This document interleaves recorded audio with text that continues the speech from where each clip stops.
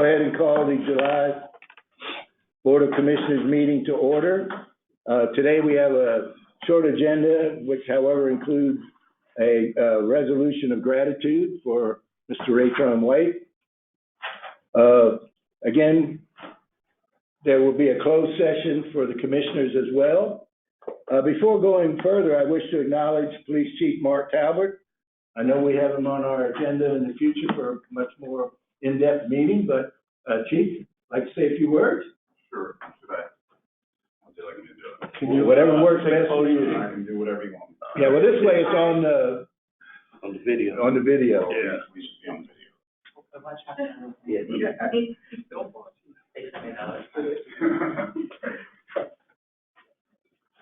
Good morning. Good morning. And thanks for the invitation. I'm in my second month. I'm here with Assistant Chief Naughton, who's a great member of our senior executive team. Looking forward to working with all of you. Just very briefly, our focus in the short time I've been here is identifying the areas of the city where residents are most vulnerable and designing the most effective strategy that we can to relieve suffering and reduce violence. We believe in a public health model to reduce violence, which simply means that we're looking at the risk factors and the protective factors, and we're using data to drive decisions and assess our progress, and seeing what we can do to build social cohesion and support collective efficacy in our community, remove violent offenders and change their behavior when we can't, and build a lot of effective partnerships while we're doing those things. So I look forward to talking to you more in depth about that, but for today, again, thank you for giving me a couple of minutes, and I look forward to working with you. Thank you. Welcome. I said either congratulations or condolences. Welcome to the Whichever finest one. city on the Eastern Seaboard. Thank you, Chief. You have the job protecting the finest city on the Eastern Seaboard. And the oldest. Next, I'd like to seek the approval of the minutes from our June 15th and June 29th meetings. We have to do them separately, so I'll take a motion for the June 15th meeting. Motion. A second? Second. Mr. Albert? Aye. Ms. Arrington? Aye. Ms. Puryear? Aye. Dr. Smith? Aye. Mr. Albert? Aye. Mr. Masaccio? Aye. Ms. Trzynski? Aye. All right, let's go ahead and look at the June 29th meeting. Motion for that, approval. So moved. A second? I'll second. Ms. Carnes? Mr. Albert? Aye. Ms. Arrington? Aye. Ms. Puryear? Aye. Dr. Smith? Aye. Mr. Albert? Aye. Ms. Trzynski? Aye. Mr. Masaccio? Aye. Thank you very much. I will now open up the meeting for public comments. Again, please note that shall introduce themselves by name and address, identify a specific topic that they wish to comment. We're limiting to 3 minutes. We'd like to have constructive feedback rather than unfocused criticism. And obviously the use of profane or threatening speech is not permitted and will result in removal from the meeting. Specific questions may require additional time or research to answer, and they will be referred to the appropriate staff who will provide a thorough response. And again, members of the public wishing to submit additional comments or questions can do so by emailing ngihan@nrha.us before or after the meeting. Did we have anyone sign up? Mr. Chairman, at this time we have one in-person speaker, Ms. Monet Johnson of Argonne Avenue, Norfolk, Virginia. Topic to address is call by pilot program, and she's representing the quad. All right, come on up, please. And be careful of the the cord.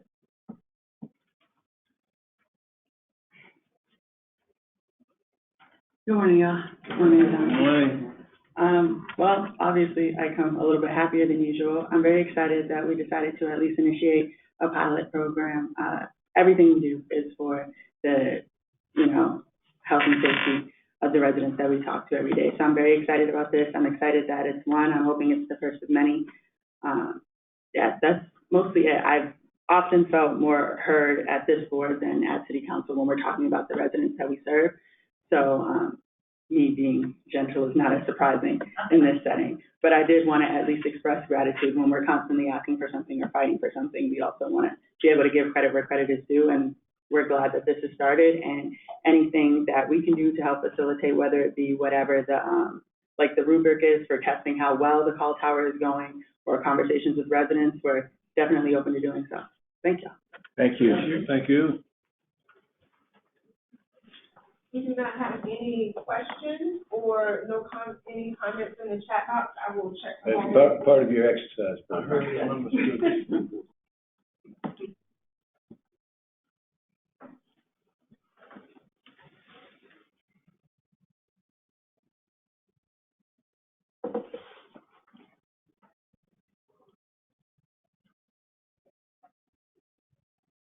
We have no additional in-person speakers at this time. All righty, then I will go ahead and call the public comment period to a close. Next on the agenda is a resolution of gratitude for Raytron White, and I'll ask Ms. Carnes to read that resolution. Yes, sir. Resolution of gratitude to Raytron L. White for services rendered as Commissioner of Norfolk Redevelopment and Housing Authority. Whereas Raytron White has served as a member of the Board of Commissioners, the Board of Norfolk Redevelopment and Housing Authority, the Authority, since August 1st, 2022. Whereas throughout his tenure on the board, Raytron has demonstrated an unwavering support for the Authority's mission of providing decent, safe, affordable housing, as well as related essential services for the citizens of Norfolk. Whereas Raytron has served as a passionate advocate for the residents of NRH's community and a voice for the equitable treatment of such residents, regardless of race, age, or economic circumstance. Whereas Raytron has been a strong supporter of resident programs, particularly educational and recreational activities for children residing in NRH's communities, both through his service on the board and through his work as the president of the Grange Village Tenant Management Corporation. Whereas Raytron brought valuable insight to the board and was instrumental in assisting the board to better recognize the impacts of NRH's initiatives on the needs of NRH's residents. And whereas Raytron has consistently carried out his responsibilities as commissioner with dedication, perseverance, and pragmatism. Now, therefore, be it resolved that we, the Commissioners of the Authority, do hereby take this opportunity to express our sincere appreciation for Raytron's service to the Authority and his many contributions to the Board. Be it further resolved that the Chairman of the Board of Commissioners of the Authority is hereby directed to provide a copy of this resolution to Raytron L. White and cause a copy of said resolution to be placed on record in the office of the Authority. Adopted this 13th day of July, 2023. May I have a motion, please? So moved. A second? Second. Ms. Carnes? Mr. Albert? Aye. Ms. Harrington? Aye. Ms. Puryear? Aye. Dr. Smith? Aye. Mr. Albert? Aye. Ms. Chudzinski? Mr. Mutachio? Aye. Raytron is not here, but I will go ahead and make sure that the picture and the resolution, and once it all gets framed, I will personally deliver that to him. Oh. So we'll take care of that for him. All righty, thank you. Next, starting on page 17 of your packet is Executive Director comments. And be careful.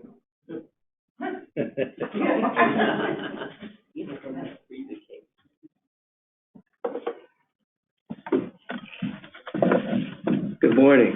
Good morning. And that definitely would have been bad if you saw me fall. I wanted to, and as always, if there are any questions on the reports, feel free to let me know, and we'll get back with you either via email, or if we need to set up a time to meet, we can do that as well. I think to that end, I think Dr. Smith and Alfonso, we have a meeting scheduled for next week to do just that. So again, I forward that to any of you. With the start of the new fiscal year, FY24, I thought it might be appropriate to take a few minutes and kind of look back at FY23 and what we've done, and just kind of highlight some of those achievements. Admittedly, last fiscal year, we saw a lot of changes.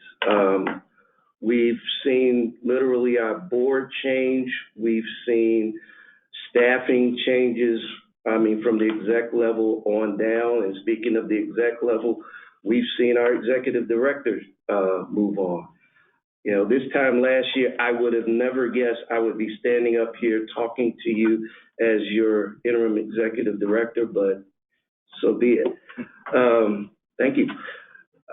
But seriously, I wanted to really look back, and in doing so, you kind of have to go back to the retreat that was held in the spring of 2022, I think in May.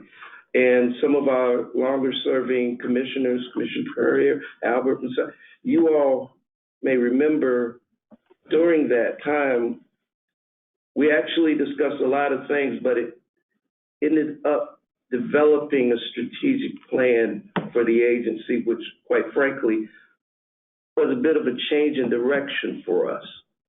And I'm going to talk about a number of those points that came from that, but at the same time, I also want to give an acknowledgement to the past board members, the past staff, and actually Teron Jackson, who it was difficult to and I think Albert Lewis, we talked about this a minute, where you had to turn the battleship. You don't do that overnight. You do that in stages, and I want to talk about some of the things we're doing to turn that a little bit. The last meeting, the meeting we had at the end of June to approve the budget, we mentioned that this was the first time in forever that we've done this without tapping the reserves. And again, I don't want to just dwell on that, but I do want to expound. That is a big thing. That is a big thing, and I don't remember that. I also want to acknowledge in that budget, there was also a 7% cost of living increase for all regular full-time employees. Again, we've seen 2.5, we've seen 3, on occasion 5, never 7. That's major.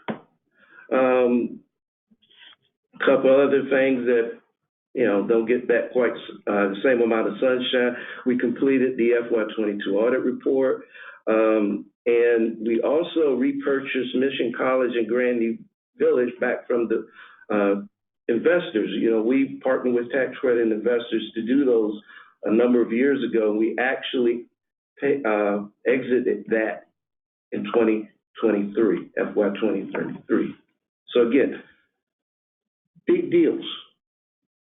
But, normally I'm up here doing a slideshow talking about how many new houses we built and talking about all the great things development did, all these nice projects. But again, we've kind of pivoted away from that. But we still try our best to achieve home ownership when we can. And to that end, our HomeNet department, they've worked with over 300 clients this year in various stages of counseling to get them straight to buy their first home. And speaking of first homes, there were 30 closings this year, and it's through a number of programs, a home program, family self-sufficiency, a number of different programs, but 30 closings this year. Our home department, they've deployed over $650,000 this year for first-time home buyer assistance. They've worked to streamline the process, and they're continually working to do that. Right now, they have, I believe, 36 potential home buyers who've been qualified and are ready to purchase homes if we can find them.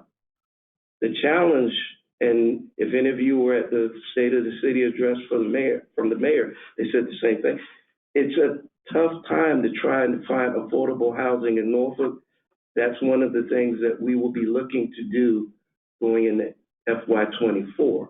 But I mean, I can't remember when we've had that many approved buyers ready and couldn't find housing. Again, in the past, I've been talking about the new houses that we build in Park Place, Berkeley, pick your neighborhood, and we could feed our buyers to that. Can't do that anymore. They're competing in the open market. Just a couple things on construction and maintenance. Admittedly, this area continues to be a tough one for us, but we're looking to make some changes. One, you've heard forever, at least over the last year and a half, about the staffing challenges in maintenance. We've increased the starting pay for maintenance people up to $18 an hour, and that's comparable to what the city's doing right now. We were lagging behind up until recently in doing that because, it's literally, you're looking for a maintenance job, you look at us, we're at one level, you go across the street and look at the city, they're at a higher level. We couldn't compete, now we can. And some jobs do even still carry a $5,000 sign-up bonus. So we're doing that. Again, maintenance, it remains a challenge to address 70-year-old buildings, but I'm not gonna stand up here and just kind of let that be the end of it.